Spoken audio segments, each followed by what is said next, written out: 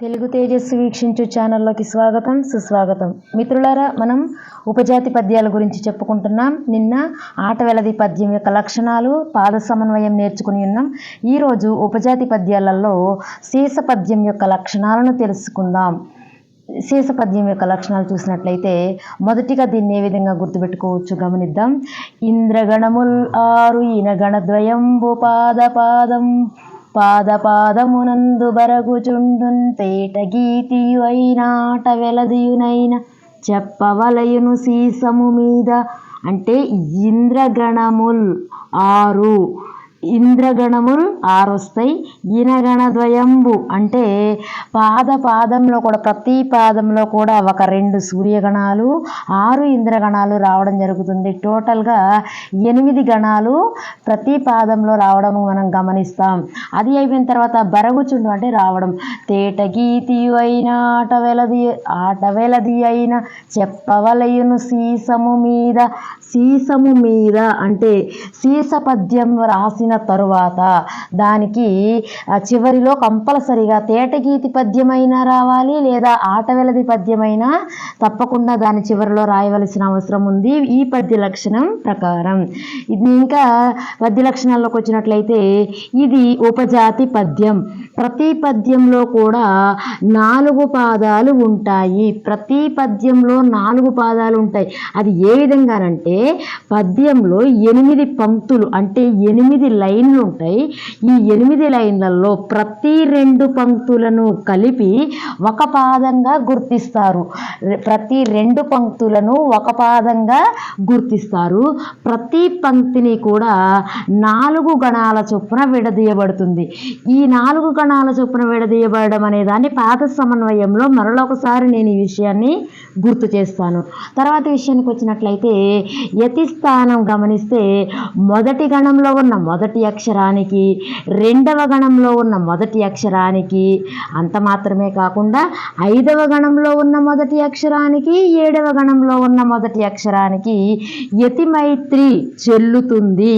యతి మైత్రి 2 సార్లు చెల్లుతుందనమాట. అంటే ఒక పాదాన్ని 2 పంక్తులను కలిపి ఒక పాదంగా భావిస్తున్నాం కాబట్టి 2 పంక్తులలో కూడా యతి మైత్రి అనేది చెల్లుతుంది. పాద సమన్వయంలో మరింత క్లియర్గా దీని గురించి తెలుసుకుందాం.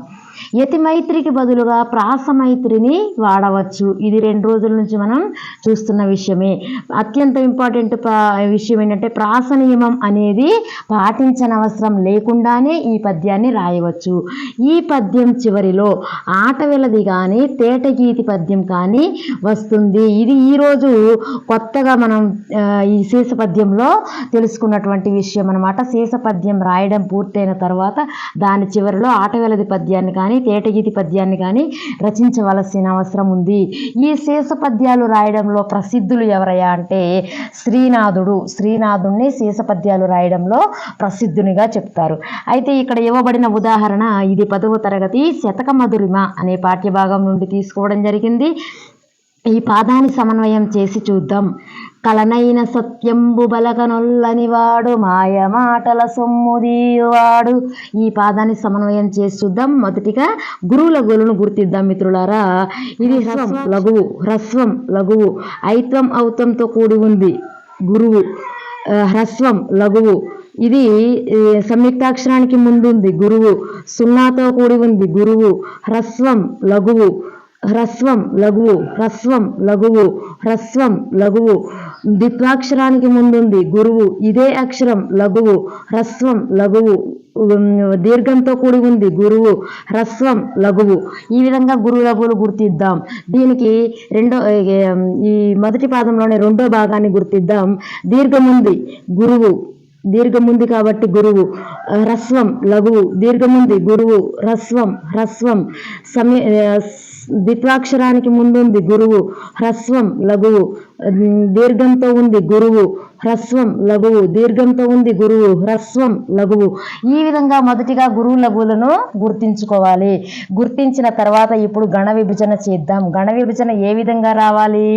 ఇంద్రగణములు 6, ఇంద్రగణాలు 6 ఇంద్రగణాలు వస్తాయి, 2 సూర్యగణాలు రావడం జరుగుతుంది. ఇది మొత్తం ఈ 2 లైన్లు అయినప్పటికీ, ఇవి 2 పంక్తులుగా ఉన్నప్పటికీ ఇది మొత్తం కలిపి ఒకటే పాదం. ఏ విధంగానో గమనిద్దాం చూడండి.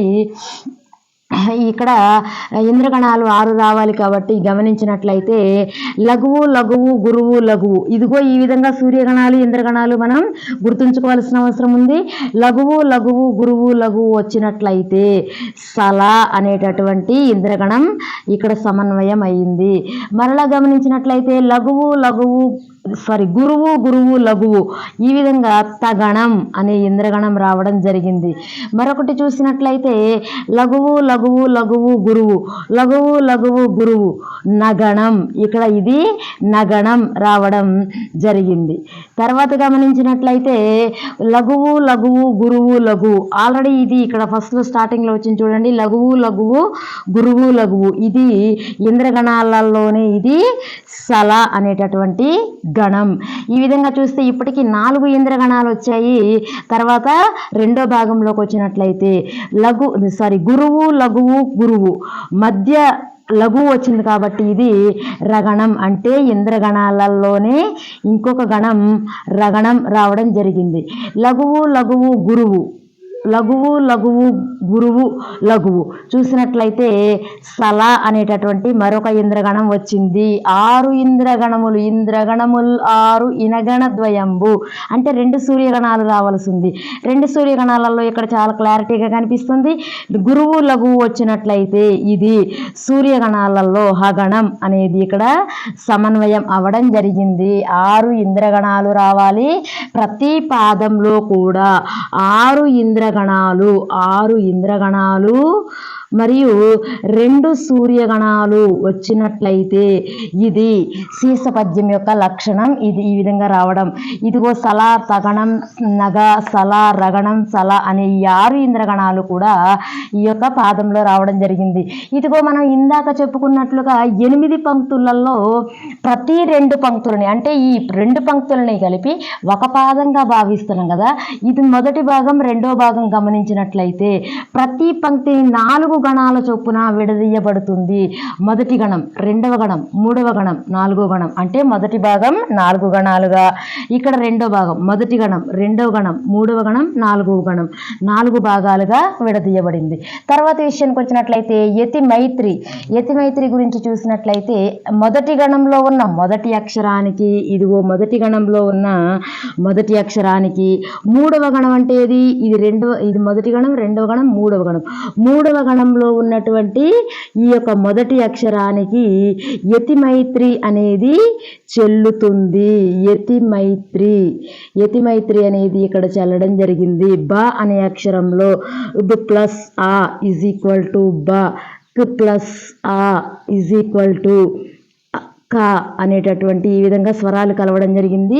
యతి మైత్రి కూడా చెల్లింది. రెండో భాగంలో కూడా ఇదిగో ఇక్కడ మనకి ఈరోజు కొత్తగా వచ్చిన మరొక విషయం, రెండో భాగంలో కూడా యతి మైత్రి చెల్లుతుంది. ఏ విధంగా అంటే 5వ గణంలో ఉన్నటువంటి మొదటి అక్షరం, మొదటి గణం, రెండవ గణం, మూడవ గణం, 4, 5వ గణంలో ఉన్నటువంటి మొదటి అక్షరానికి మరియు 7వ గణంలో ఉన్న మొదటి అక్షరం, ఇది 5వ గణం అయితే 6, 7, 7వ గణంలో ఉన్న మొదటి అక్షరం, ఈ రెండింటికి యతి చెల్లదు. ఎందుకంటే ఇక్కడ మా అనే అక్షరంలో ప్లస్ ఆ ఇజ్ ఈక్వల్ టు మా, ఈడ 7వ గణంలో మొదటి అక్షరం ఏముంది, ది అని ఉంది. ది అంటే ప్లస్ ఈ, రెండో ఈ వస్తుంది అనమాట. ఇక్కడ స్వరాలు కలవడం లేదు కాబట్టి యతి చెల్లడం లేదు. ఆ సమయంలో ఏం చేయాలి, యతికి బదులుగా ప్రాసయతిని కూడా ప్రాస మైత్రి పాటించవచ్చు. రెండవ అక్షరాన్ని ప్రాస అక్షరం అంటాం కదా. ఈ రెండవ అక్షరాన్ని చూసినట్లయితే ఇది యా అనేటటువంటి అక్షరం ఉంది. ఇక్కడ మనం ఒక అక్షరం, అంటే ఇక్కడ యతి అక్షరం నుంచి ప్రాస అక్షరానికి వచ్చాం కాబట్టి ఇక్కడ కూడా 7వ గణంలో ఉన్నటువంటి మొదటి అక్షరం నుంచి 2వ అక్షరానికి వెళ్ళినట్లయితే గమనించండి, యా అనే గుణింతంలో ఉన్నటువంటి యు అనేటటువంటి అక్షరం ఇక్కడ ప్రాస మైత్రి చెల్లింది. ఇక్కడ ప్రాస మైత్రి అనేది సమన్వయం అయ్యింది. ఎందుకంటే యతి మైత్రి కాలేదు కాబట్టి ప్రాసమైత్రిని ఉపజాతి పద్యాలలో ఉపయోగించవచ్చు. కావున ఈ విధంగా ప్రాసమైత్రిని పాటించడం జరిగింది. మిత్రులారా, మరొకసారి ఈ యొక్క పద్య లక్షణాలను గమనించినట్లయితే సీసం అనేటటువంటి ఈ పద్యం ఉపజాతికి చెందినది. ప్రతి పద్యంలో కూడా 4 పాదాలు ఉంటాయి, 8 పంక్తులు ఉంటాయి. ఆ 8 పంక్తులలో ప్రతి 2 పంక్తులను కలిపి ఒక పాదంగా లెక్కిస్తాం. ఆ విధంగా 4 పాదాలు ఉంటాయి. ప్రతి పాదంలో కూడా యతి స్థానం 2 సార్లు రావడం జరుగుతుంది. మొదటి గణం మొదటి అక్షరానికి, 3వ గణం మొదటి అక్షరానికి, మరియు 5వ గణం మొదటి అక్షరానికి, 7వ గణం మొదటి అక్షరానికి. ఈ విధంగా ఉంటుంది. ఇక్కడ యతి మైత్రి చెల్లలేదు కాబట్టి ప్రాసమైత్రి తీసుకున్నాం.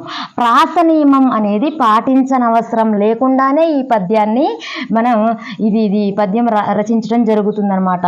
సీస పద్యం రచించిన తర్వాత పద్యం చివరిలో ఆటవెలది కానీ తేటగీతి కానీ ఉండాలి.